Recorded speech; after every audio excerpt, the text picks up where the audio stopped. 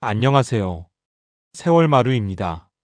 오늘은 거리로 내몰린 노인, 그림으로 다시 일어서다 라는 사연에 대한 이야기를 시작해 보겠습니다.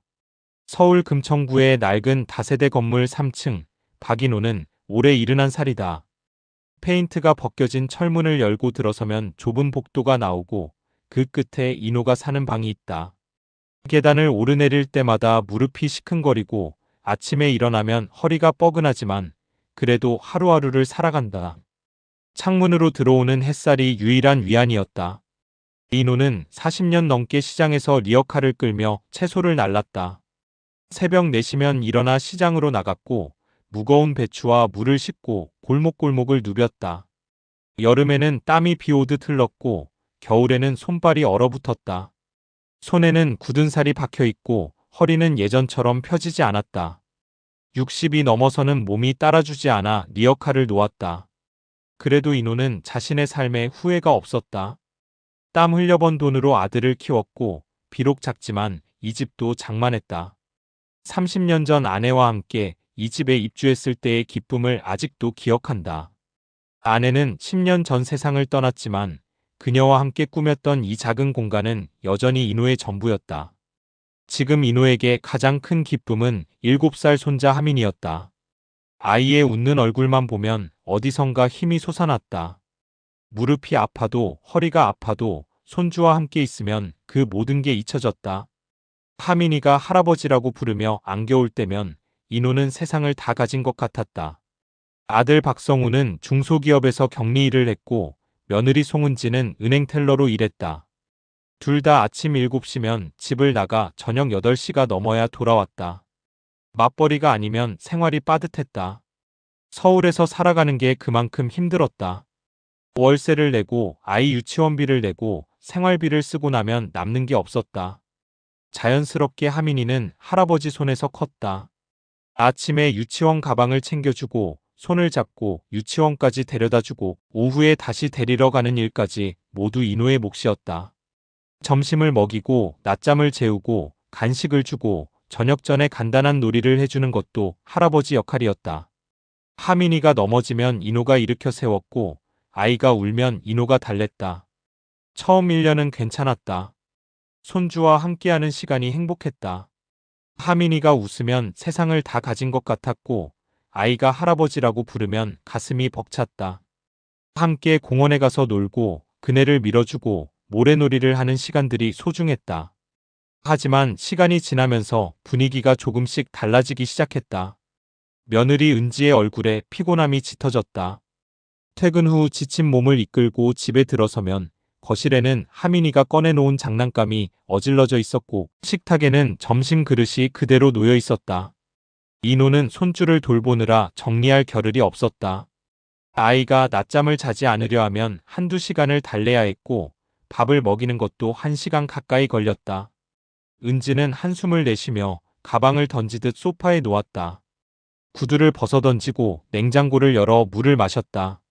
아버님, 설거지는 안 하셨어요? 아, 미안하다. 하민이가 낮잠 안 자겠다고 보채서 정신이 없었어. 그래도 설거지는 하셔야죠. 제가 퇴근하고 이것저것 다시 하려면 너무 힘들어요. 인호는 미안한 마음에 고개를 숙였다. 하지만 속으로는 조금 억울했다. 아침부터 저녁까지 손주를 돌보는 게 얼마나 힘든 일인지 며느리는 모르는 것 같았다.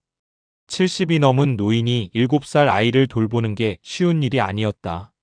앞으로 조심할게. 네. 은지는 퉁명스럽게 대답하고 방으로 들어갔다. 문 닫는 소리가 유난히 크게 들렸다. 그런 날들이 반복되면서 집안 분위기는 점점 무거워졌다. 은지는 인호와 눈을 마주치지 않으려 했고 성우는 아내와 아버지 사이에서 어정쩡하게 서 있었다. 저녁 식사 시간은 침묵으로 가득했다. 숟가락 부딪히는 소리만 덩그러니 울렸다. 텔레비전 소리만 방 안을 채웠다. 어느 날 저녁이었다. 하민이가 TV 앞에 앉아 만화를 보고 있었다. 인호가 식탁에 밥을 차려놓고 불렀다. 하민아, 밥 먹자. 하민이는 화면에서 눈을 떼지 않았다. 만화 주인공이 변신하는 장면에 완전히 빠져 있었다. 하민아, 할아버지가 밥 먹자고 하잖아. 조금만요. 이거 끝나고요. 인호는 참고 기다렸다.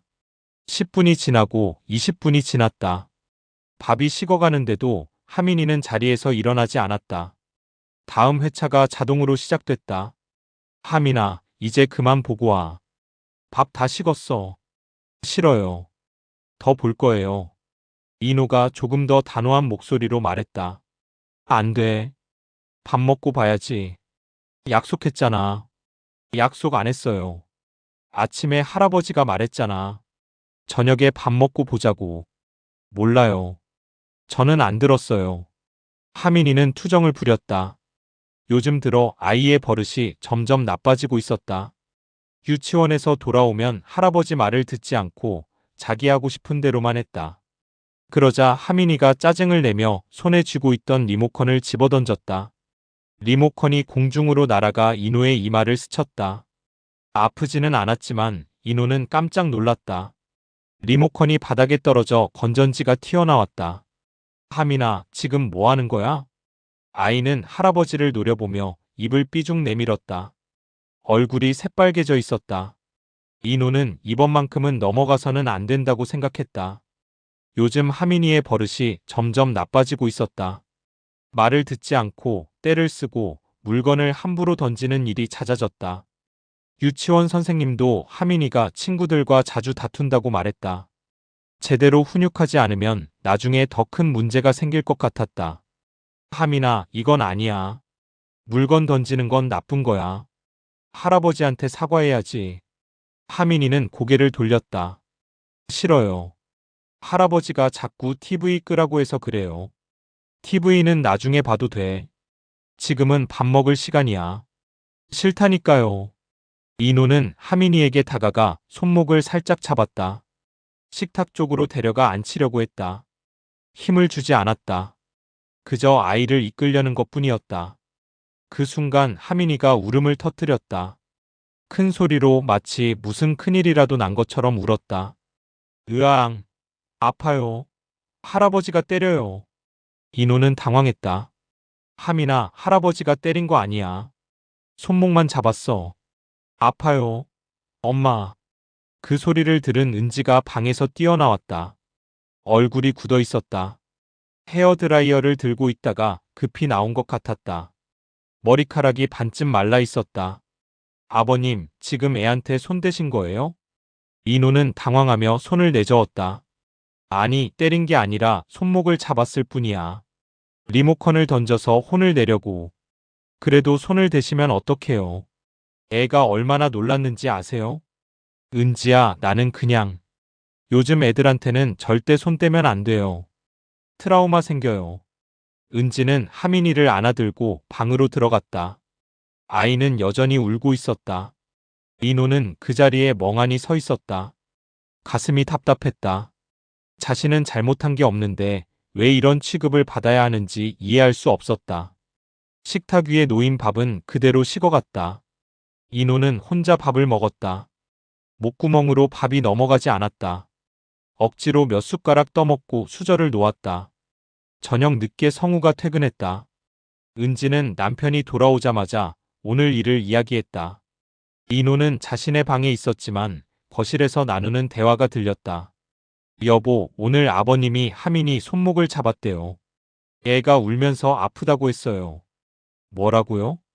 요즘 하민이가 밤에 악몽 꾸는 것도 그것 때문인 것 같아요. 성우는 잠시 말이 없었다. 인호는 귀를 기울였다. 아버지랑 얘기해봐야겠어요. 그래요. 이대로는 안 될 것 같아요. 성우는 피곤한 얼굴로 아버지 방문을 두드렸다. 아버지, 잠깐 얘기 좀 할 수 있을까요? 그래. 두 사람은 작은 베란다로 나갔다. 찬바람이 얼굴을 스쳤다. 11월 말 겨울이 다가오고 있었다. 베란다에는 빨래가 걸려 있었고 작은 화분 몇 개가 놓여 있었다. 아버지, 요즘 하민이가 밤에 잠을 잘 못 자요. 악몽을 꾸나 봐요. 그게 나랑 무슨 상관이야? 은지 말로는 할아버지한테 혼나는 게 무섭대요. 애가 그렇게 말했대요. 인호는 어이가 없었다. 성우야, 나는 그저 버릇을 고쳐주려고 한 거야. 요즘 하민이가 말을 안 듣잖아. 유치원 선생님도 애가 친구들이랑 자주 싸운다고 했어. 그래도 아버지, 요즘은 아이들한테 손을 대면 안 돼요. 트라우마가 생긴대요. 텔레비전에서도 그러던데요. 손목을 잡은 게 트라우마야? 내가 너 키울 땐 그런 거 신경도 안 썼어. 너도 말 안 들으면 혼났잖아. 그때랑 지금은 다르죠. 요즘 육아는 달라요. 성우는 잠시 말이 없다가 조심스럽게 입을 열었다. 아버지, 며칠만이라도 나가 계시면 안 될까요? 애 마음이 좀 진정될 때까지만요. 그 말에 인호는 아무 말도 할 수 없었다. 귀를 의심했다. 자신의 아들이, 자신이 키운 아들이 집에서 나가라고 말하고 있었다. 성우야, 지금 내가 무슨 말을 하는 거야? 일주일만요, 아버지. 그 정도면 애도 진정하고 저희도 정리할 시간이 생길 것 같아요. 사실 요즘 은지가 너무 힘들어해요. 회사 일도 힘든데 집에 와서도 정리할 게 많고. 그게 내 잘못이야? 아니에요. 그런 뜻이 아니라 그냥 잠깐만 떨어져 있으면 서로 정리할 시간이 생길 것 같아서요. 인호는 아들의 얼굴을 빤히 바라봤다. 눈빛에는 미안함보다는 피곤함이 가득했다. 아들도 며느리도 자신이 짐이 되어버렸다는 걸 인호는 그 순간 깨달았다. 알았다. 나갈게. 아버지. 됐어. 더 이상 말하지 마. 내일 아침 나갈게. 아버지, 정말 죄송합니다. 괜찮아. 내 말이 맞아. 서로 시간이 필요하긴 한가 봐. 이노는 베란다를 나와 자신의 작은 방으로 들어갔다. 문을 닫고 이불 위에 주저앉았다. 눈물이 나올 것 같았지만 참았다. 70 넘은 노인이 우는 모습을 누구에게도 보이고 싶지 않았다. 창밖을 바라봤다. 건너편 건물의 불빛이 보였다. 저 집들에도 각자의 이야기가 있겠지. 이노는 천장을 바라보며 밤을 지새웠다. 다음 날 아침 이노는 일찍 일어났다. 해가 뜨기 전이었다. 아무도 깨지 않았다. 조용히 옷을 챙기고 얇은 점퍼 한 벌을 꺼냈다. 아내가 살아있을 때 사준 점퍼였다. 낡았지만 따뜻했다. 작은 가방에 속옷 몇 벌과 양말, 칫솔을 넣었다. 지갑에 있는 돈을 확인했다. 3만 원 정도였다. 통장에는 60만 원 정도가 있었지만 통장은 집에 두고 가기로 했다. 현관문을 열려는데 뒤에서 작은 소리가 들렸다. 할아버지, 어디 가요? 하민이었다. 아이는 잠옷 차림으로 복도에 서 있었다. 머리카락이 헝클어져 있었고 눈을 비비고 있었다. 할아버지 잠깐 볼 일 있어서 나가. 언제 와요? 인호는 대답하지 못했다. 그냥 아이의 머리를 한번 쓰다듬고 문을 닫았다. 뒤에서 하민이가 울먹이는 소리가 들렸지만 인호는 뒤를 돌아보지 않았다. 할아버지. 아이의 목소리가 문 너머로 들렸지만 인호는 계단을 내려갔다. 계단을 내려가는데 다리가 후들거렸다. 손잡이를 꽉 잡고 천천히 내려갔다. 건물 밖으로 나오자 찬바람이 얼굴을 때렸다. 11월 말 겨울이 코앞이었다. 하늘은 아직 어두웠고 거리는 조용했다. 인호는 발길 닿는 대로 걸었다. 어디로 가야 할지 몰랐다. 친구도 없었다. 시장에서 알던 사람들은 다 연락이 끊겼다. 리어카를 놓은 지 10년이 넘었다. 그 사이 사람들은 다 흩어졌다. 형제도 없었다. 외동아들이었고 일찍 부모님을 여의었다. 갈 곳이 없었다. 구로역을 지나고 길을 따라 계속 걸었다. 버스 정류장에 사람들이 모여 있었다. 출근하는 사람들이었다. 모두 바쁘게 움직였다. 인호는 그들 사이를 지나갔다. 고가 밑을 지날 때쯤 해가 뜨기 시작했다. 동쪽 하늘이 붉게 물들었다. 하지만 날씨는 추웠다. 인호는 점퍼깃을 세우고 계속 걸었다. 오전 내내 걸었다. 다리가 아팠다. 무릎이 욱신거렸다. 공원 벤치에 앉아 쉬었다. 지나가는 사람들을 바라봤다. 모두 목적지가 있어 보였다. 인호만 갈 곳이 없었다. 점심때가 되자 배가 고팠다. 편의점에 들어가 삼각김밥 하나와 물을 샀다. 2,000원이었다. 벤치에 앉아 김밥을 먹었다. 목이 메었다. 물로 억지로 넘겼다. 해가 저물기 시작했다. 어디서 밤을 보내야 할지 고민됐다. 찜질방을 생각했지만 돈을 아껴야 했다. 얼마나 오래 거리에서 지내야 할지 몰랐다. 고가 밑으로 다시 돌아왔다. 어둑어둑해지자 사람들의 모습이 보였다. 고가 밑 어두운 공간에 사람들이 삼삼오오 모여 있었다. 누군가는 박스를 깔고 누워 있었고 누군가는 작은 버너에 불을 붙여 손을 녹이고 있었다. 노숙자들이었다. 이노는 그 광경을 보고 가슴이 철렁 내려앉았다. 자신도 이제 저 사람들처럼 되는 건가? 70 넘은 나이에 거리에서 자야 하는 건가? 평생 성실하게 살아왔는데 결국 이렇게 되는 건가? 아저씨, 거기 서 계시면 위험해요. 낯선 남자가 다가와 말했다. 50대 후반쯤 보이는 그 남자는 얼굴에 때가 묻어 있었고 옷도 많이 낡아 있었다. 머리카락은 길게 자라 있었고 수염도 덥수룩했다. 위에서 물건 떨어질 수 있어요. 공사하거든요. 이쪽으로 오세요. 남자는 이노를 고가 안쪽 공간으로 안내했다. 그곳에는 다른 사람들도 몇 명 있었다. 모두 이노를 쳐다봤다. 처음 나오셨나 봐요. 짐이 별로 없네요. 네, 오늘 나왔습니다. 저는 윤철수라고 해요. 반말 편하게 하세요. 여기서는 다들 그래요. 박인호입니다. 철수는 58살이었다. 공사장에서 일하다가 사고로 다리를 다쳤다. 발판이 무너지면서 3층 높이에서 떨어졌다. 다리뼈가 부러지고 인대가 끊어졌다. 병원에 입원했지만 회사는 산재 처리를 해주지 않았다. 일용직이라 고용관계를 증명할 서류가 없었다. 병원비를 감당하지 못해 일찍 퇴원했고 제대로 치료받지 못해 다리를 절게 됐다. 일자리를 구할 수 없었다. 집세를 내지 못해 쫓겨났다. 그 후로 8개월째 거리에서 지내고 있다고 했다.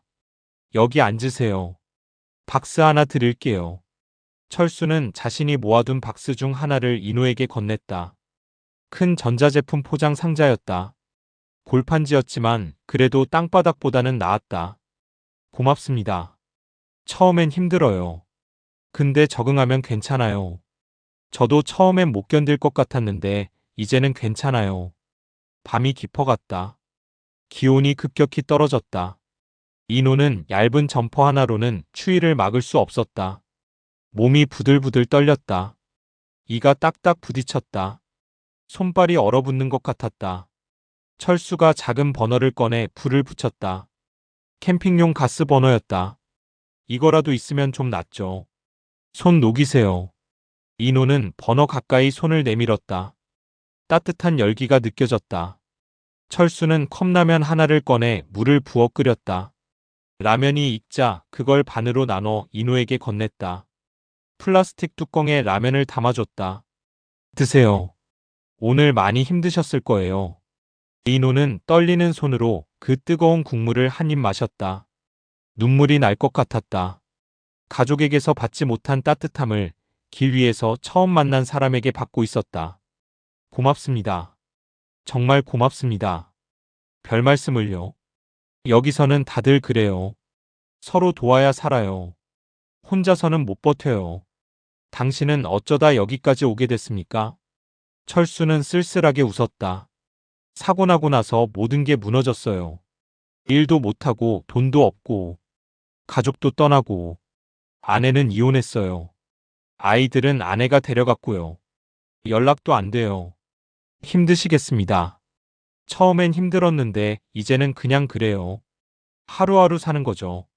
내일 일은 내일 생각하고. 그날 밤 이노는 박스 위에 누워 하늘을 바라봤다. 별이 보였다.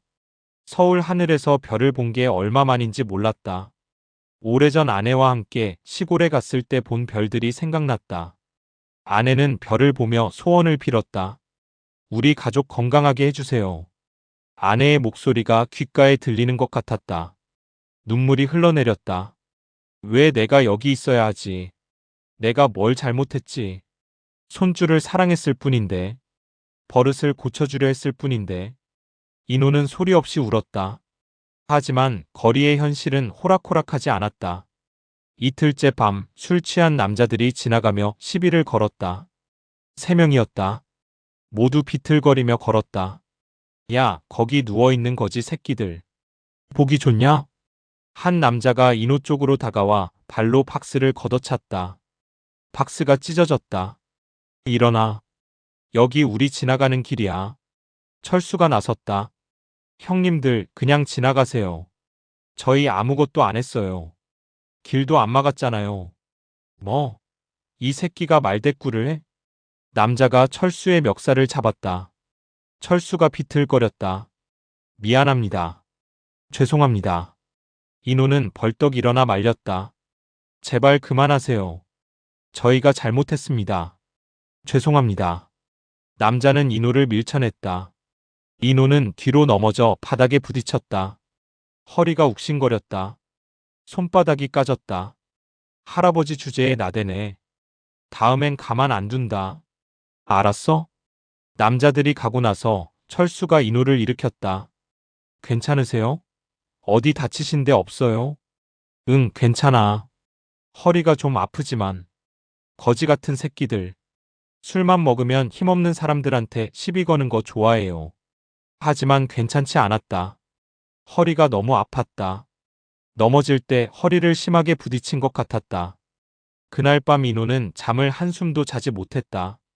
조금만 움직여도 허리에서 통증이 올라왔다. 사흘째 새벽에 공사장 청소하는 사람들이 물을 뿌렸다. 고압 호스로 바닥을 씻어내는데 물이 인호에게까지 튀었다. 찬물이 인호의 몸에 쏟아졌다. 옷이 젖어버렸다. 추위가 뼛속까지 파고들었다. 일어나세요. 여기 치워야 해요. 공사 들어와요. 인호는 젖은 옷을 입고 다른 곳으로 이동했다. 몸이 얼어붙는 것 같았다. 이를 딱딱 떨었다. 감기라도 걸리면 큰일이었다. 거리에서 아프면 갈 곳이 없었다. 나흘째 누군가 인호의 가방을 훔쳐갔다. 아침에 눈을 떴는데 가방이 없었다. 안에 있던 돈과 옷가지가 모두 사라졌다. 3만 원, 속옷, 양말, 칫솔 모두 사라졌다.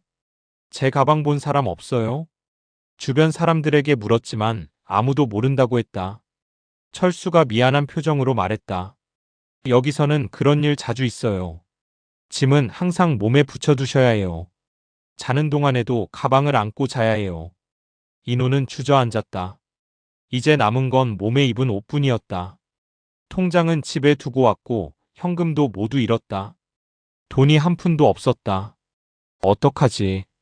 괜찮아요. 제가 좀 도와드릴게요. 저도 많진 않지만. 철수는 자신의 주머니를 뒤져 1,000원짜리 몇 장을 꺼냈다. 이거라도 쓰세요. 아니야. 자네도 힘든데 어떡해. 받으세요. 저는 내일 곰을 주워서 팔 수 있어요. 괜찮아요. 인호는 고개를 숙였다. 눈물이 났다. 5째 날 인호는 기침을 시작했다. 목이 아프고 열이 나는 것 같았다. 감기에 걸린 것 같았다. 몸이 으슬으슬 떨렸다. 하지만 병원에 갈 수 없었다. 돈이 없었다. 밤마다 인호는 잠을 설쳤다. 추위 때문만이 아니었다. 자신을 버린 가족이 떠올랐다. 하민이의 웃는 얼굴, 성우의 차가운 눈빛, 은지의 날카로운 목소리. 왜 내가 이런 취급을 받아야 하는가? 70평생 누구에게 해끼친 적 없이 살아왔는데, 성실하게 일했고 아들을 잘 키웠고 손주를 사랑했는데, 그게 죄인가? 일주일이 지났다. 인호의 몸은 점점 약해졌다. 제대로 먹지 못해 기력이 떨어졌고 감기 기운이 돌았다. 기침이 멈추지 않았다. 가래가 끓었다. 숨쉬기가 힘들었다. 어느 날 오후 인호는 고가 옆 쓰레기 더미를 뒤지고 있었다. 먹을 만한 게 있는지 찾고 있었다. 편의점 도시락 같은 걸 찾을 수 있을까 했다. 쓰레기 봉투를 뒤지는 자신의 모습이 비참했지만 배가 고팠다. 그때 이상한 걸 발견했다. 깨끗한 스케치북 한 권과 색연필 한 세트였다. 비닐봉지에 쌓여 있었고 거의 새 것처럼 보였다. 스케치북 표지에는 얼룩 하나 없었다. 누군가 쓰다 버린 것 같았다. 아니면 누군가 실수로 버린 건지도 몰랐다. 인호는 그 스케치북을 집어들었다. 손에 쥔 순간 이상하게 마음이 끌렸다. 오래전 기억이 떠올랐다. 어린 시절 인호는 그림을 좋아했다. 학교에서 미술 시간이 제일 즐거웠다. 선생님은 인호의 그림을 보고 칭찬했다. 구도가 좋고 색감이 뛰어나다고 했다. 다른 아이들은 평범하게 그렸지만 인호는 달랐다. 나무 한 그루를 그려도 생동감이 있었고 사람 얼굴을 그려도 감정이 담겨 있었다. 초등학교 6학년 때 미술대회에 나갔다. 주제는 우리 동네였다. 인호는 시장 풍경을 그렸다. 아침 일찍 시장에 나가는 사람들, 좌판을 펼치는 상인들, 물건을 사는 할머니들. 그 모든 걸 담았다. 금상을 받았다. 상장을 들고 집에 돌아왔다. 아버지에게 자랑하려고 뛰어갔다. 하지만 아버지는 상장을 보고 화를 냈다. 그림 그려서 밥 먹고 살 거야? 그런 거에서 뭐 하냐? 공부나 해. 하지만 아버지, 금상 받았어요. 금상이 뭐가 대수야? 대학 가는데 도움돼? 안 되잖아. 그런 거 하지 마. 아버지는 인호의 화구를 집어 찢어버렸다. 색연필을 부러뜨리고 스케치북을 찢었다. 크레파스를 밟아 으깼다. 인호는 울면서 그 모습을 지켜봤다. 다시는 그림 같은 거 그리지 마. 알았어? 공부해. 공부 못하면 시장에서 리역 하나 끌어야 해. 그날 이후 인호는 붓을 잡지 않았다. 미술 시간에도 대충 그렸고 그림에 대한 열정을 접었다. 대신 아버지가 원하는 대로 공부에 매달렸다. 하지만 성적은 오르지 않았다. 공부에 재능이 없었다. 결국 고등학교를 겨우 졸업하고 시장에서 일하기 시작했다. 아버지가 걱정했던 대로 리어카를 끌게 됐다. 50년 만에 다시 손에 쥔 스케치북이었다. 인호는 그 스케치북을 들고 고가 밑으로 돌아왔다. 첫 장을 펼쳤다. 하얀 종이가 눈부셨다. 50년 동안 보지 못했던 하얀 캔버스. 색연필을 꺼내 손에 쥐었다. 무게감이 느껴졌다. 무엇을 그릴까 고민하지 않았다. 그냥 눈을 감고 떠오르는 걸 그렸다. 아내의 얼굴이었다. 10년 전 세상을 떠난 아내. 암 투병 끝에 세상을 떠났다. 위암이었다. 병원에서 6개월을 버텼다. 마지막 순간까지 인호의 손을 잡고 있었다. 그녀는 미소를 지으며 말했다. 당신 덕분에 행복했어요. 아들 잘 키웠어요. 후회 없어요. 인호는 그 미소를 그렸다. 주름진 얼굴, 따뜻했던 눈빛, 살짝 올라간 입꼬리까지 하나하나 선으로 옮겼다. 손은 기억하고 있었다. 50년 만에 잡은 색연필이었지만 손은 어떻게 움직여야 하는지 알고 있었다. 선을 긋고 음영을 넣고 색을 칠했다. 시간이 얼마나 지났는지 몰랐다. 그림에 몰입했다. 그리고 하민이의 웃는 얼굴도 그렸다. 손주가 깔깔 웃으며 자신을 안아주던 그 순간을. 할아버지 사랑해요. 그 말을 하던 하민이의 표정을. 작은 눈, 통통한 볼, 앞니 빠진 입. 모두 담았다. 그림을 그리는 동안 인호는 모든 걸 잊었다. 추위도 배고픔도 서러움도 모두 사라졌다. 오직 색연필을 움직이는 손과 종이 위에 펼쳐지는 그림만 있었다. 마음이 평온해졌다. 50년 동안 잃어버렸던 무언가를 다시 찾은 것 같았다. 해가 저물 무렵 그림이 완성됐다. 인호는 그림을 물끄러미 바라봤다. 50년 만에 그린 그림이었지만 손은 기억하고 있었다. 아내의 얼굴이 살아있었다. 하민이의 미소가 종이 위에서 빛났다. 철수가 다가와 그림을 봤다. 형님, 이거 형님이 그린 거예요? 응. 대단한데요. 정말 잘 그리시네요. 화가셨어요? 아니야. 옛날에 조금 그렸어. 오래됐지. 저는 이렇게 못 그려요. 형님 재능 있으세요. 인호는 쓸쓸하게 웃었다. 다음 날 아침 인호는 고가 근처 가로등 밑으로 자리를 옮겼다. 사람들이 많이 지나다니는 곳이었다. 출근하는 사람들, 학교 가는 학생들이 지나갔다. 박스를 깔고 앉아 다시 그림을 그렸다. 어제 그린 그림을 옆에 세워두었다. 지나가던 사람들이 힐끗힐끗 쳐다봤다. 어떤 사람은 걸음을 멈추고 잠깐 바라보다 갔다. 어떤 사람은 사진을 찍기도 했다. 인호는 신경 쓰지 않고 계속 그렸다. 거리 풍경을 그렸다. 지나가는 사람들, 건물들, 나무들. 점심 무렵 한 대학생이 걸음을 멈추고 한참 동안 그림을 바라봤다. 20살쯤 되어 보이는 여학생이었다. 배낭을 메고 있었다. 할아버지, 이거 할아버지가 그리신 거예요? 응, 그래. 와, 진짜 잘 그리시는데요. 화가세요? 인호는 쓸쓸하게 웃었다. 화가는 무슨, 그냥 취미로 그려. 취미치고는 너무 잘 그리시는데요. 전공하신 거 아니에요? 미대 나오신 것 같은데요. 옛날에 조금 좋아했어. 오래됐지. 배운 적은 없어. 여학생은 그림을 더 자세히 들여다봤다. 이 그림 정말 좋아요. 감정이 느껴져요. 요즘 그림들은 기교만 있고 감정이 없는데 할아버지 그림은 달라요. 여학생은 지갑에서 1,000원짜리 지폐 한 장을 꺼내 인호 앞에 놓았다. 응원할게요. 계속 그려주세요. 저 미대 다니는데 배울 게 많아요. 고맙구나. 여학생이 가고 나서 인호는 그 1,000원짜리를 물끄러미 바라봤다. 누군가 자신의 그림을 인정해줬다. 미대생이 자신의 그림을 보고 배울 게 많다고 했다. 그것만으로도 가슴이 뜨거워졌다. 그날 이후 인호는 날마다 그림을 그렸다. 아침부터 저녁까지 가로등 밑에 앉아 지나가는 사람들의 얼굴을, 거리의 풍경을, 자신의 기억 속 장면들을 그렸다. 손이 얼어도 그렸다. 배가 고파도 그렸다. 그림을 그리는 동안만큼은 자신이 노숙자가 아니라 화가라는 생각이 들었다. 점점 사람들이 모여들기 시작했다. 누군가는 동전을 놓고 갔고 누군가는 지폐를 놓고 갔다. 어떤 사람은 따뜻한 빵 한 봉지를 놓고 가기도 했다. 어떤 사람은 커피를 사다 주기도 했다. 일주일쯤 지났을 때 한 중년 남자가 인호의 그림을 사진으로 찍어 인터넷에 올렸다. 제목은 거리의 화가 할아버지였다. 구로역 근처에서 그림을 그리시는 할아버지가 계신다. 그림이 정말 훌륭하다. 많은 분들이 가서 응원해 주셨으면 좋겠다. 그 게시물은 빠르게 퍼져나갔다. 사람들이 댓글을 달았다. 그림이 너무 좋다. 어디에 계신지 정확히 알려달라. 가서 응원하고 싶다.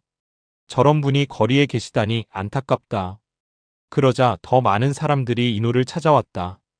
젊은 사람들, 중년 부부들, 심지어 외국인들도 왔다.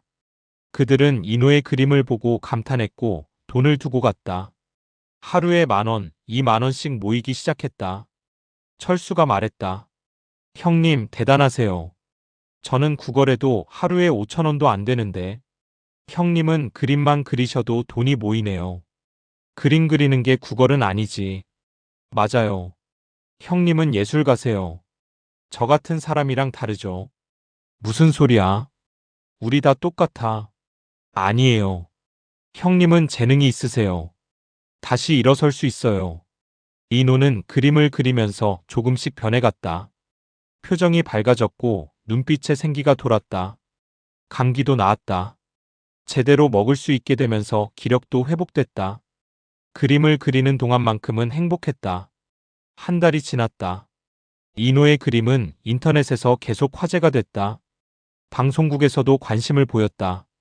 한 기자가 이노를 찾아와 인터뷰를 요청했다. 할아버지, 어떻게 거리에서 그림을 그리시게 됐어요? 갈 곳이 없어서요. 가족은 안 계세요? 있긴 한데 복잡해요. 그림은 어디서 배우셨어요? 배운 적 없어요. 어렸을 때 조금 그렸고 최근에 다시 시작했어요. 기자는 이노의 이야기를 기사로 썼다. 70세 할아버지가 거리에서 그림을 그린다. 놀라운 재능을 가졌지만 갈 곳이 없다. 많은 사람들의 응원이 필요하다. 그 기사가 나간 후 더 많은 사람들이 찾아왔다. 이노의 이야기에 감동한 사람들이었다. 어느 날 한 젊은 여자가 이노 앞에 섰다. 그녀는 30대 초반쯤 보였고 단정한 옷차림에 핸드백을 들고 있었다. 얼굴에는 진지한 표정이 가득했다. 한참 동안 서서 이노를 지켜봤다. 그녀는 한참 동안 이노의 그림을 하나하나 살펴봤다. 바닥에 놓인 그림들, 박스에 기댄 그림들 모두 다 봤다. 무릎을 꿇고 앉아 그림을 가까이서 들여다봤다. 선을 따라가고 색감을 확인했다. 그리고 입을 열었다. 이 그림들 누가 그리신 거예요? 제가 그렸습니다. 여자는 놀란 표정으로 이노를 바라봤다. 정말요? 혹시 어디서 배우신 적 있으세요? 미술 전공하셨어요? 아니요. 독학입니다. 어렸을 때 조금 그렸고 최근에 다시 시작했어요. 여자는 다시 그림들을 살펴봤다. 이 선, 이 구도, 이 색감. 독학이라고 하기엔 너무 완성도가 높은데요. 정말 배운 적 없으세요? 네. 학교 다닐 때 미술 시간 빼고는 배운 적 없어요. 여자는 명함을 꺼내 인호에게 건넸다. 저는 최민아라고 합니다. 홍대 근처에서 작은 갤러리를 운영하고 있어요. 갤러리 청년이라고 들어보셨나요? 인호는 고개를 저었다. 아니요, 잘 모르겠습니다. 저는 미술계를 잘 몰라요. 괜찮아요. 제가 할아버지를 찾아온 이유는요. 할아버지 그림을 전시하고 싶어서예요. 전시요? 인호는 믿을 수 없다는 표정을 지었다. 손이 떨렸다. 네, 전시회요. 저희 갤러리에서 할아버지 개인전을 열고 싶어요. 정말로요. 저 같은 사람 그림을요? 제가 지금 거리에서 지내는 사람인데요. 미나는 진지한 눈빛으로 고개를 끄덕였다. 그건 중요하지 않아요. 중요한 건 그림이에요. 할아버지 그림에는 삶이 녹아 있어요. 기술이 아니라 진심이 담겨 있어요. 요즘 그런 그림 찾기 힘들어요. 다들 기교만 부리고 감정은 없거든요. 근데 할아버지 그림은 달라요. 보는 사람 가슴을 울려요. 저는 갤러리 운영한 지 5년 됐는데 이런 그림은 처음 봐요. 인호는 손이 떨렸다. 명함을 받는 손이 떨리고 가슴이 떨렸다. 70평생 처음 듣는 말이었다. 누군가 자신의 그림을 인정해주고 전시회까지 열자고 하다니. 정말 괜찮을까요? 제가 전시회 같은 거 해본 적도 없고요. 괜찮아요. 제가 다 도와드릴게요. 일단 할아버지 연락처 좀 알 수 있을까요? 연락처가 없습니다. 핸드폰도 없고요. 그럼 제가 여기 자주 올게요. 혹시 지금 계신 곳이 있으세요? 작업할 공간 같은 거요. 없습니다. 여기 고가 밑에서 지내고 있어요. 미나는 잠시 생각하더니 결단을 내린 듯 말했다. 그럼 이렇게 하죠. 저희 갤러리 옥상에 작은 작업실이 있어요. 원래는 작가들이 단기로 쓰는 공간인데 지금은 비어 있어요. 거기서 작업하시면 어떨까요? 그래도 될까요? 제가 거기 가도 되는 건가요? 물론이죠.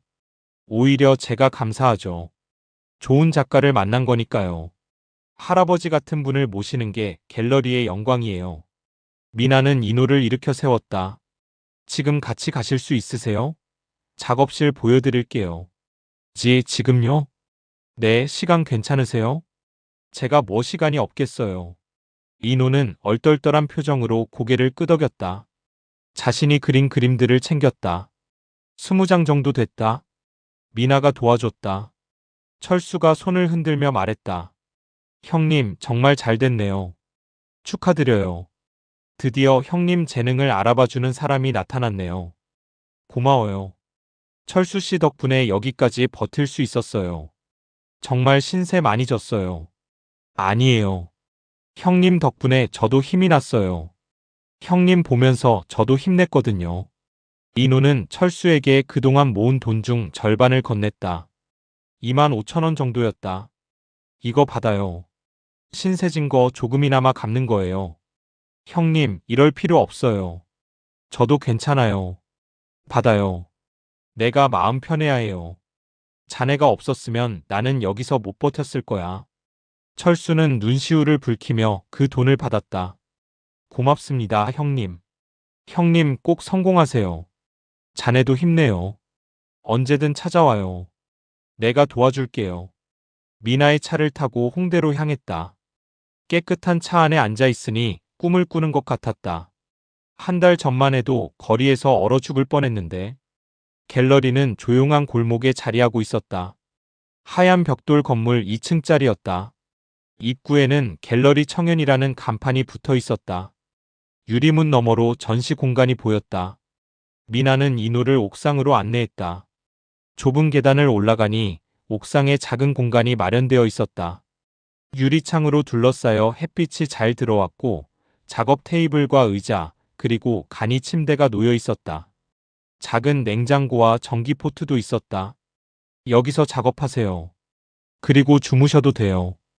여기서 자도 된다고요? 네, 당연하죠. 작가가 편하게 작업할 수 있어야죠. 여기 보일러도 되고 전기장판도 있어요. 따뜻해요. 이노는 믿을 수 없다는 표정으로 주변을 둘러봤다. 깨끗한 테이블, 따뜻한 전기장판, 작은 냉장고까지 있었다. 천국 같았다. 화장실은 2층 아래에 있어요. 샤워도 할 수 있어요. 불편한 거 있으면 언제든 말씀하세요. 제 번호 여기 적어둘게요. 정말 고맙습니다. 어떻게 감사를 드려야 할지 모르겠습니다. 그림으로 보답해 주세요. 좋은 작품 많이 그려주시면 돼요. 그게 제일 큰 감사예요. 미나가 가고 나서 인호는 혼자 작업실에 남았다. 창밖을 바라봤다. 홍대 거리가 내려다 보였다. 사람들이 오가고 차들이 지나가고 세상은 여전히 돌아가고 있었다. 자신만 세상에서 떨어져 있는 줄 알았는데 다시 세상으로 돌아온 것 같았다. 인호는 침대에 누웠다. 한 달 만에 누워보는 침대였다. 전기장판이 따뜻했다. 몸이 녹아내리는 것 같았다. 근육이 풀렸다. 눈물이 흘러내렸다. 이번에는 참지 않았다. 소리내어 울었다. 거리에서 얼어 죽을 뻔했던 자신이 이제 이렇게 따뜻한 곳에서 잠을 잘 수 있다니. 고맙습니다. 정말 고맙습니다. 하늘에 계신 당신도 고맙습니다. 이노는 하늘을 향해, 아내를 향해 중얼거렸다. 그날 밤 이노는 평생 가장 깊은 잠을 잤다. 악몽도 없었다. 추위도 없었다. 오직 따뜻함과 평화만 있었다. 다음 날부터 이노는 본격적으로 그림을 그리기 시작했다. 미나가 캔버스와 물감, 붓을 사다 주었다. 색연필만 쓰던 이노에게 새로운 도구였지만 금방 익숙해졌다. 오히려 더 자유로웠다. 색을 섞을 수 있었고 질감을 표현할 수 있었다. 이노는 날마다 10시간 이상 그림을 그렸다. 아침에 눈을 뜨면 붓을 잡고 밤이 깊어서야 붓을 놓았다. 밥 먹는 시간도 아까웠다. 그림을 그리는 동안 모든 게 행복했다.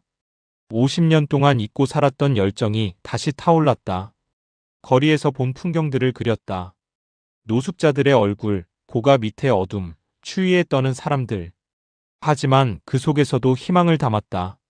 서로 도우며 살아가는 사람들의 모습, 작은 불빛 아래 모여 앉은 사람들의 모습. 아내와의 추억도 그렸다. 함께 걸었던 공원, 함께 앉았던 벤치, 함께 보았던 노을. 하민이와의 시간도 그렸다. 함께 놀았던 순간들, 아이의 웃음, 작은 손. 한 달 후 미나가 작업실로 올라왔다. 할아버지, 그림 얼마나 그리셨어요? 20점 정도 그렸어요. 큰 거, 작은 거 합쳐서요.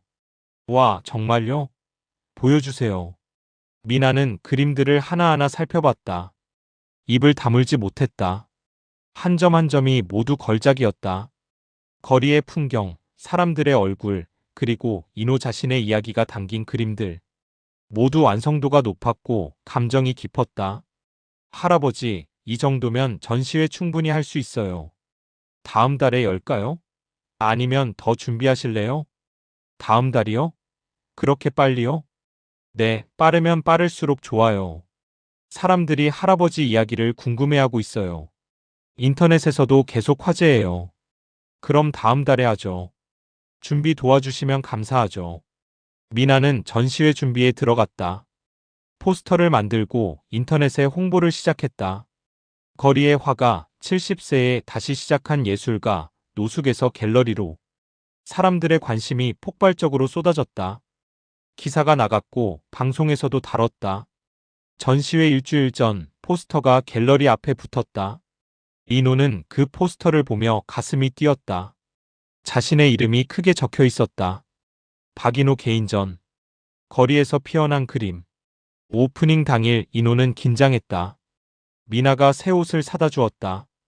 깨끗한 셔츠와 바지, 그리고 따뜻한 재킷. 머리도 깎고 수염도 깎았다. 거울을 보니 자신이 아닌 것 같았다. 한 달 전의 모습과 완전히 달랐다. 할아버지, 준비되셨어요? 떨려요. 사람들이 내 그림을 좋아할까요? 물론이죠. 걱정 마세요. 할아버지 그림이 말해줄 거예요. 오후 6시 갤러리 문이 열렸다. 생각보다 많은 사람들이 찾아왔다. 젊은 사람들, 중년 부부들, 기자들, 다른 작가들까지 줄을 서서 기다렸다. 전시장은 금방 사람들로 가득 찼다. 사람들은 이노의 그림을 보며 감탄했다. 어떤 사람은 눈물을 흘리기도 했다. 한 중년 여자는 그림 앞에서 한참을 서 있었다. 아내를 그린 그림이었다. 이 그림 사고 싶어요. 그녀가 미나에게 말했다. 물론이죠. 가격은 50만 원입니다. 살게요. 우리 어머니를 떠올리게 해요. 이 미소가 꼭 우리 어머니 같아요. 그날 저녁 미나가 조용히 이노에게 다가와 속삭였다. 할아버지, 오늘만 9점이 팔렸어요. 이노는 믿을 수 없다는 표정으로 고개를 돌렸다. 9점이요? 정말요? 네, 벌써 구매 문의도 계속 들어오고 있어요. 내일부터 더 많이 팔릴 것 같아요. 사람들 반응이 정말 뜨거워요. 이노는 아무 말도 할 수 없었다. 한 달 전만 해도 거리에서 얼어 죽을 뻔했던 자신이 이제 화가로 인정받고 있었다. 사람들이 자신의 그림을 사고 감동받고 눈물 흘리고 있었다. 그날 밤 작업실로 돌아온 이노는 혼자 조용히 울었다. 행복의 눈물이었다. 평생 처음 느껴보는 성취감이었다. 전시회는 대성공이었다. 한 달 동안 25점이 팔렸고 언론에서도 이노의 이야기를 다뤘다. TV 뉴스에도 나왔다. 거리에서 다시 일어선 70세 화가. 사람들은 이노의 이야기에 감동했고 응원을 보냈다. 하지만 이노에게는 여전히 마음 한편이 비어 있었다. 하민이가 보고 싶었다. 손주가 그리웠다. 밤마다 손주 꿈을 꿨다. 전시회 사흘째 되던 날 갤러리 문이 열리고 낯익은 얼굴들이 들어왔다. 아들 성우와 며느리 은지였다. 두 사람은 멀리서 이노를 보고 걸음을 멈췄다. 한참을 망설이다가 천천히 다가왔다. 은지는 고개를 들지 못했다. 얼굴이 창백했다. 눈이 부서 있었다. 많이 울었던 것 같았다. 성우는 떨리는 발걸음으로 아버지에게 다가왔다. 아버지. 이노는 아무 말 없이 두 사람을 바라봤다. 감정이 복잡했다. 반가움, 서운함, 분노, 그리움, 모든 게 섞여 있었다. 아버지, 정말 죄송합니다. 저희가 정말 큰 잘못을 했습니다. 성우의 목소리가 떨렸다. 눈시울이 붉어졌다. 두 손을 모았다. 하민이가 매일 밤 할아버지 보고 싶다고 울어요. 잠도 제대로 못 자요. 악몽을 꿔요. 할아버지 찾는 꿈을 꾸고 울면서 깨요. 은지도 고개를 숙인 채 말했다. 아버님, 저희가 너무 이기적이었어요. 아버님 마음도 생각하지 않고 저희 편의만 생각했어요. 정말 잘못했습니다. 이노는 차가운 목소리로 말했다. 너희가 나를 거리로 내몰던 그날 난 얼어 죽을 뻔했어. 죄송합니다. 매일 밤 추위에 떨면서 너희를 원망했어. 내가 뭘 잘못했나, 손주 하나 제대로 키우지 못한 게 죄인가, 그런 생각만 했어. 술 취한 사람들한테 맞기도 하고 물건도 도둑 맞고 그렇게 힘들게 버텼어. 성우와 은지는 고개를 숙인 채 말이 없었다. 눈물이 흘러내렸다. 하지만 지금 나는 알아. 너희가 날 버린 게 오히려 내 인생을 바꿔놨다는 걸. 만약 집에 있었으면 나는 평생 내가 그림을 그릴 수 있다는 걸 몰랐을 거야. 이노는 전시장을 돌아보며 말했다. 나는 이제 화가야. 70평생 처음으로 내가 원하는 일을 하고 있어. 사람들이 내 그림을 인정해줘. 이게 얼마나 행복한지 너희는 모를 거야. 아버지. 하지만 그래도 하민이는 보고 싶구나. 이노의 목소리가 부드러워졌다. 손주는 죄가 없잖아. 하민이한테 할아버지가 필요하다면 나도 손주가 필요해. 성우가 울먹이며 말했다. 아버지, 다시 집으로 돌아오세요. 제발요. 저희가 달라질게요. 정말로요. 아니야. 나는 여기서 그림 그릴 거야. 이제 막 시작했어. 더 많은 그림을 그리고 싶어. 대신 하민이는 자주 보고 싶어. 알겠습니다. 자주 데리고 올게요. 매주 데리고 올게요. 그래. 그럼 됐어. 며칠 뒤 미나가 작은 편지 봉투를 이노에게 건넸다. 할아버지께 온 거예요. 누가 보냈어요? 직접 보세요. 할아버지 손주분이 보낸 것 같아요. 봉투 안에는 아이가 크레파스로 그린 그림 한 장이 들어 있었다.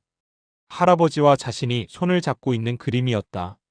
배경에는 큰 집과 나무가 그려져 있었다. 하늘에는 해와 구름이 있었다. 그 밑에는 삐뚤빼뚤한 글씨로 이렇게 적혀 있었다. 할아버지 미안해요. 제가 버릇없이 굴어서 할아버지가 나가신 거죠? 이제 착하게 할게요. 엄마 말도 잘 듣고 할아버지 말도 잘 듣고 나도 그림 배우고 싶어요. 할아버지처럼 예쁘게 그리고 싶어요. 할아버지 보고 싶어요. 많이 많이 보고 싶어요. 이노는 그 편지를 보며 한참을 가만히 있었다. 눈물이 흘러내렸다. 손이 떨렸다. 편지를 가슴에 꼭 안았다. 미나 씨, 전화 좀 빌려주세요. 네, 여기요. 이노는 떨리는 손으로 아들에게 전화를 걸었다. 성우야, 나야. 아버지. 하민이 데리고 와. 내일 와. 아니, 오늘 와. 지금 와도 돼. 네, 알겠습니다. 지금 바로 갈게요. 감사합니다, 아버지. 정말 감사합니다. 1시간 후, 성우가 하민이 손을 잡고 갤러리를 찾아왔다. 하민이는 할아버지를 보자마자 달려왔다. 할아버지. 이노는 손줄을 꼭 안아주었다.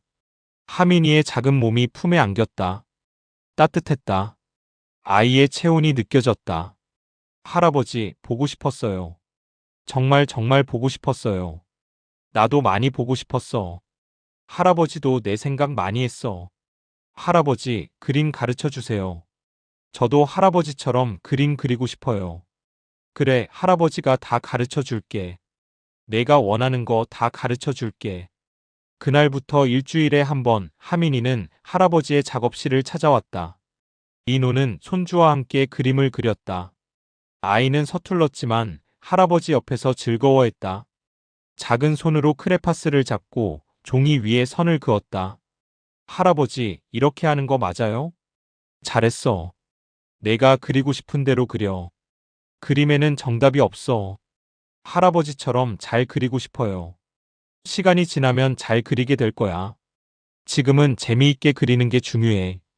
어느 날 하민이가 그림을 그리다 말고 물었다. 할아버지, 제가 나쁜 짓을 해서 할아버지가 집을 나가신 거예요? 이노는 손주의 머리를 쓰다듬었다. 아니야. 할아버지가 더 큰 꿈을 찾아서 나간 거야. 내 잘못이 아니야. 큰 꿈이요? 응.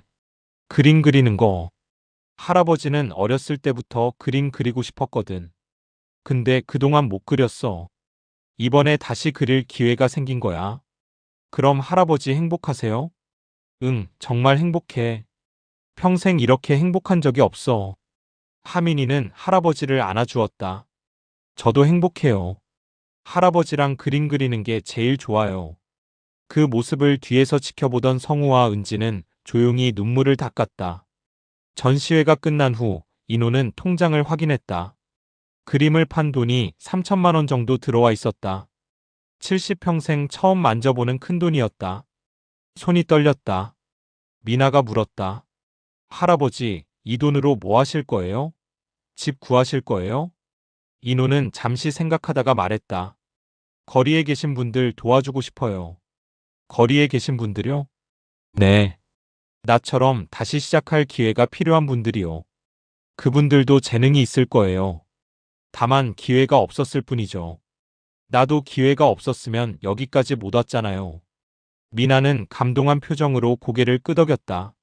정말 좋은 생각이에요. 제가 도와드릴게요. 같이 해요. 두 사람은 구로구에 빈 상가 하나를 임대했다. 보증금 1,000만 원, 월세 50만 원이었다. 보증금을 내고 내부를 수리했다.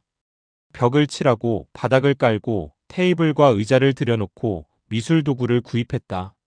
색연필, 크레파스, 물감, 붓, 캔버스, 스케치북 모두 샀다. 그리고 입구에 간판을 달았다.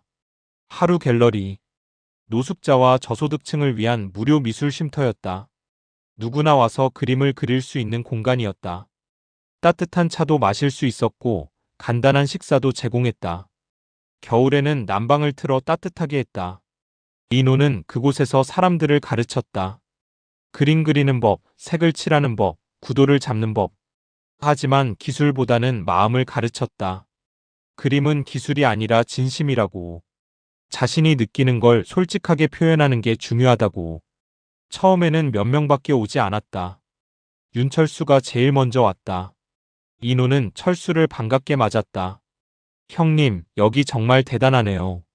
형님이 이런 데까지 만드셨네요. 자네도 그림 배워보게. 재능 있을지도 몰라. 철수는 처음에는 어색해했지만 점점 그림에 빠져들었다. 손재주가 좋아서인지 금방 실력이 늘었다. 풍경화를 잘 그렸다. 입소문이 나면서 점점 많은 사람들이 찾아왔다. 노숙자들, 독거노인들, 저소득층 청년들 모두 따뜻한 공간을 찾아왔다. 그림을 그리기도 하고 차를 마시기도 하고 그냥 앉아 쉬기도 했다. 성우는 전기기술자 자격증을 살려 쉼터의 전기와 보일러를 관리했다. 고장나면 고치고 불편한 곳이 있으면 수리했다. 주말에는 쉼터에 나와 봉사했다. 은지는 주말마다 쉼터에 나와 사람들에게 따뜻한 차를 내주었다. 처음에는 어색했지만 점점 사람들과 친해졌다. 그들의 이야기를 들어주고 함께 웃고 울었다. 하민이는 매주 쉼터에 와서 할아버지와 함께 그림을 그렸다. 아이는 쉼터에 오는 사람들에게 인사하고 함께 놀았다. 거리에서 지내는 사람들도 어려운 사람들도 모두 하민이를 예뻐했다. 하민이, 오늘은 뭐 그릴 거야? 철수 아저씨가 물었다. 오늘은 우리 가족 그릴 거예요. 할아버지랑 엄마랑 아빠랑 저랑. 우와, 그거 좋은데. 아저씨도 보여줘. 하민이는 열심히 그림을 그렸다. 크레파스로 네 사람을 그렸다. 모두 손을 잡고 웃고 있는 모습이었다. 할아버지가 제일 크게 그려져 있었다. 쉼터가 문을 연 지 석 달쯤 지났을 때 한 노인이 찾아왔다. 70대 후반쯤 되어 보이는 할머니였다. 옷이 남루했고 손에는 커다란 보따리를 들고 있었다. 여기가 그림 그리는 곳이라고 들었는데 저 같은 사람도 와도 되나요? 이노가 다가갔다. 물론이죠. 누구나 환영입니다. 들어오세요. 할머니는 조심스럽게 들어왔다. 주변을 둘러보며 신기해했다. 이렇게 좋은 곳이 있다니. 나이 많은 사람도 그림 배울 수 있나요? 나이는 중요하지 않아요. 저도 70 넘어서 시작했어요. 정말요? 그럼 저도 할 수 있을까요? 물론이죠. 한번 해보세요. 할머니는 그날부터 매일 쉼터에 왔다. 처음에는 서툴렀지만 점점 실력이 늘었다. 꽃 그림을 좋아했다. 장미, 백합, 코스모스를 그렸다. 색감이 아름다웠다. 할머니, 그림 정말 예쁘네요. 미나가 칭찬했다. 정말요? 나이 들어서 처음 해보는 건데. 재능이 있으세요. 계속하시면 전시회도 할 수 있어요. 할머니는 눈시울이 붉어졌다. 평생 이런 칭찬 처음 들어봐요. 고맙습니다. 쉼터에는 점점 더 많은 사람들이 모였다. 나이도 배경도 사연도 모두 달랐지만 그림 앞에서는 모두 평등했다. 서로를 격려하고 응원하고 함께 성장했다. 겨울이 깊어갔다. 12월 말 크리스마스가 다가왔다. 미나가 제안했다. 할아버지, 쉼터에서 작은 전시회 하는 게 어때요? 여기 오시는 분들 그림을 모아서요. 좋은 생각이네요. 그분들도 자신의 그림이 전시되면 자신감이 생길 거예요. 일주일 동안 준비했다. 쉼터에 오는 사람들의 그림을 모았다. 40점 정도 모였다. 액자를 만들어 벽에 걸었다. 작지만 훌륭한 전시회였다. 크리스마스 이브 날 오프닝을 열었다. 작가들이 모였고 그들의 가족과 친구들도 왔다. 작은 공간이 사람들로 가득 찼다. 철수의 풍경화가 걸려 있었다. 고가 밑 풍경이었다. 어둡지만 따뜻한 그림이었다. 한 관람객이 그 그림을 샀다. 10만 원을 주었다. 철수는 믿을 수 없다는 표정으로 돈을 받았다. 형님, 제 그림을 누가 사다니. 자네 그림 좋아. 계속 그려. 고맙습니다, 형님. 형님 덕분에 제 인생이 바뀌었어요. 할머니의 꽃 그림도 팔렸다. 한 젊은 여자가 샀다. 어머니 생신 선물로 사겠다고 했다. 할머니, 이 그림 너무 예뻐요. 우리 어머니도 꽃을 좋아하시거든요. 그래요? 기쁘게 생각해요. 고맙습니다. 그날 밤 전시회가 끝나고 사람들이 다 돌아간 후 인호는 쉼터 안을 천천히 둘러봤다. 벽에 걸린 그림들, 사람들이 앉았던 의자들, 테이블 위에 놓인 미술 도구들. 모든 게 소중했다. 하민이가 할아버지 손을 잡았다. 할아버지, 여기 정말 좋아요. 그래. 하민이도 좋아? 네. 여기 오면 다들 행복해 보여요. 할아버지도 그래. 여기 있으면 정말 행복해. 성우와 은지가 다가왔다. 성우가 말했다. 아버지, 정말 자랑스러워요. 이런 일을 하시다니. 별거 아니야. 내가 받은 걸 돌려주는 거지. 은지도 말했다. 아버님, 저희가 정말 잘못했어요. 아버님을 이해하지 못했어요. 이제야 알았어요. 아버님이 얼마나 대단한 분이신지. 이제 와서 무슨 소리야. 다 지난 일이야.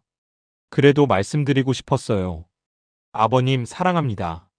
인호는 며느리의 머리를 쓰다듬었다. 나도 사랑한다. 우리 이제 잘 지내자.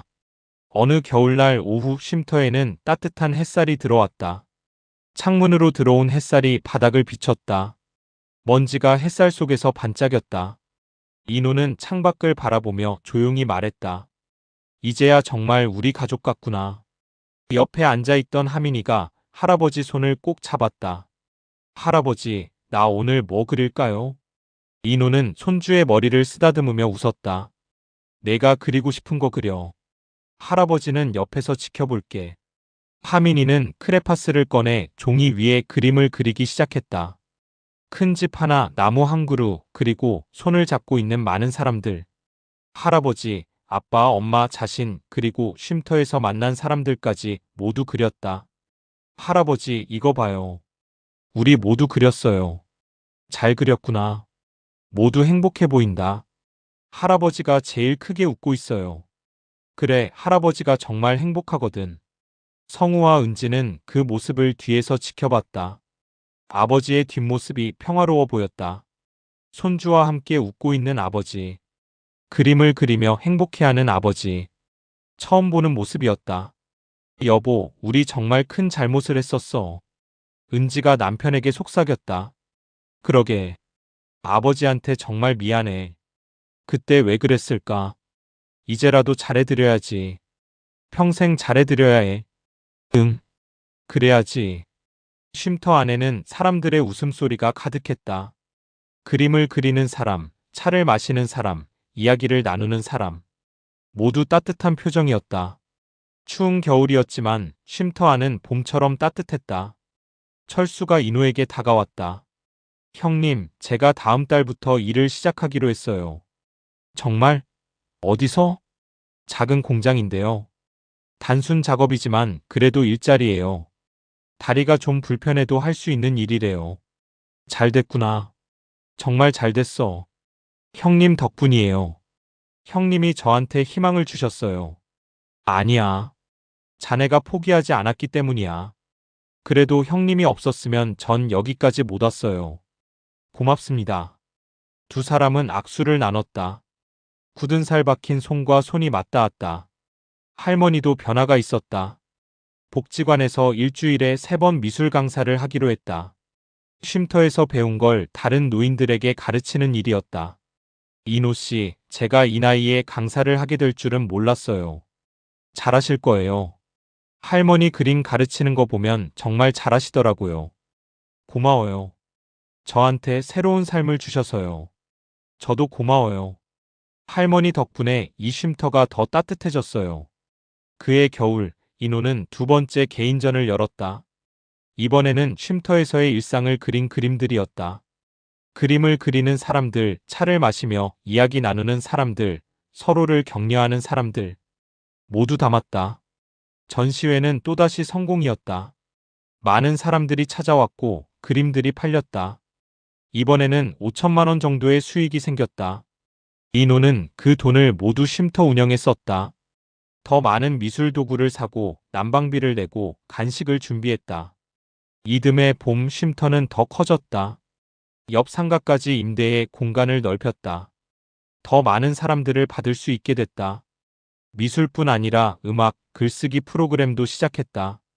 미나는 쉼터의 공동대표가 됐다. 갤러리와 쉼터를 오가며 바쁘게 움직였다. 할아버지, 이번에 시청에서 지원금을 받게 됐어요. 정말? 네. 사회공헌 프로그램으로 인정받아서요. 1년에 2천만 원 지원받아요. 대단한데. 미나 씨 덕분이야. 할아버지 덕분이죠. 할아버지가 시작하지 않으셨으면 이런 일도 없었을 거예요. 하민이는 이제 9살이 됐다. 초등학교에 다니고 있었다. 학교에서 미술대회에 나가 상을 받았다. 할아버지에게 자랑하려고 뛰어왔다. 할아버지, 저 금상 받았어요. 정말?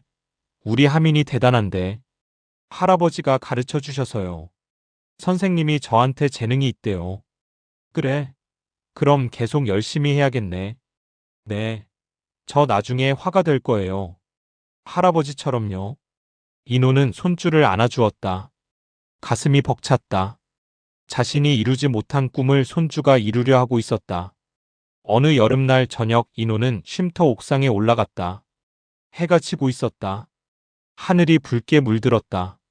아름다운 노을이었다. 성우가 올라왔다. 아버지, 여기 계셨네요. 응. 노을 보고 있었어. 아름답네요. 두 사람은 나란히 서서 노을을 바라봤다. 한참 동안 아무 말도 하지 않았다. 성우가 먼저 입을 열었다. 아버지, 그때 정말 죄송했어요. 매일 후회해요. 이제 그런 얘기 하지 마. 다 지난 일이야. 그래도 말씀드리고 싶어요. 그때 저는 정말 어리석었어요. 아버지가 얼마나 힘드셨을지 생각도 못했어요. 그런 일이 없었으면 나는 평생 그림 못 그렸을 거야. 그러니까 어쩌면 잘된 일인지도 몰라. 아버지, 성우야, 나는 지금 정말 행복해. 평생 이렇게 행복한 적이 없어. 그림을 그리고 사람들을 가르치고 손주를 보고 이보다 더 바랄 게 없어. 저도 행복해요. 아버지 덕분에 우리 가족이 다시 하나가 됐어요. 그래. 우리 이제 진짜 가족이 된 거야. 두 사람은 어깨를 나란히 하고 노을을 바라봤다. 하늘은 점점 어두워졌고 별이 하나둘 나타나기 시작했다. 이노는 하늘을 보며 생각했다. 거리에 나앉았던 그날이 오히려 축복이었다는 걸. 그 고통이 없었다면 이 행복도 없었을 거라는 걸. 인생은 참 알 수 없는 것이었다. 가장 어두운 순간에 가장 밝은 빛이 숨어 있었다. 여보, 보고 있어요? 이노는 하늘을 향해 조용히 중얼거렸다. 당신이 하늘에서 도와준 거죠?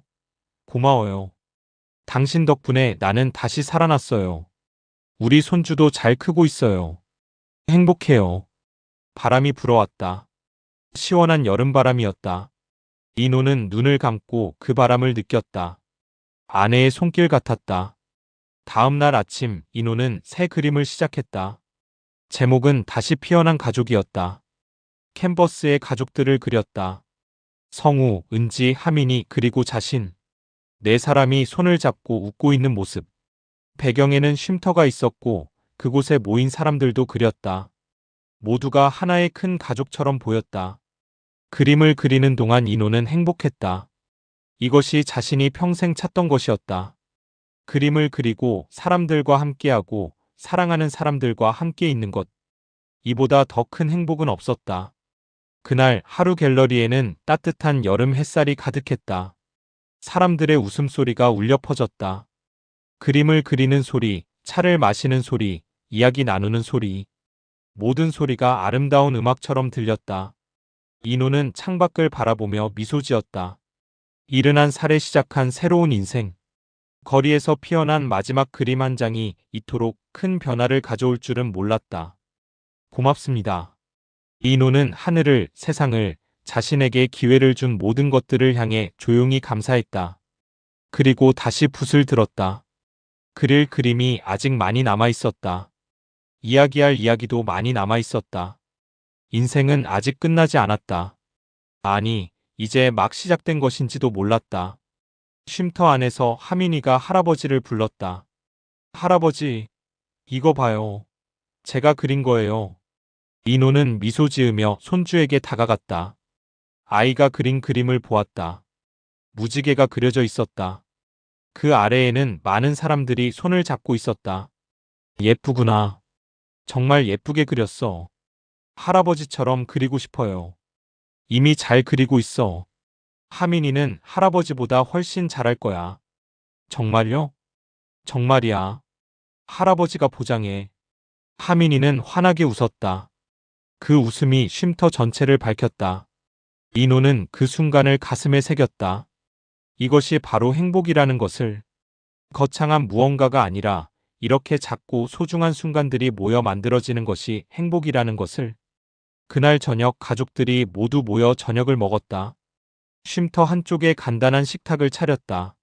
성우가 사온 치킨과 은지가 만든 샐러드, 그리고 미나가 가져온 케이크. 건배. 모두가 종이컵을 들었다. 주스가 담긴 컵이었다. 우리 가족의 건강과 행복을 위하여. 건배. 컵들이 부딪혔다. 웃음소리가 터져나왔다. 이노는 가족들의 얼굴을 하나하나 바라봤다. 아들, 며느리, 손주, 그리고 미나까지. 모두가 소중했다. 모두가 가족이었다. 고맙습니다. 정말 고맙습니다. 이노의 목소리가 떨렸다. 아버지, 왜 그러세요? 아니야. 그냥 너무 행복해서. 성우가 아버지의 손을 잡았다. 저희도 행복해요, 아버지. 아버지가 계셔서요. 그날 밤 이노는 오랜만에 집에 돌아갔다. 성우의 집이었다. 자신이 살던 작은 방. 모든 게 그대로였다. 성우와 은지가 방을 그대로 보존해 두었다. 아버지, 여기서 주무세요. 아버지 방이에요. 고맙다. 이노는 침대에 누웠다. 익숙한 천장이 보였다. 오랜만에 보는 천장이었다. 하지만 이제는 두렵지 않았다.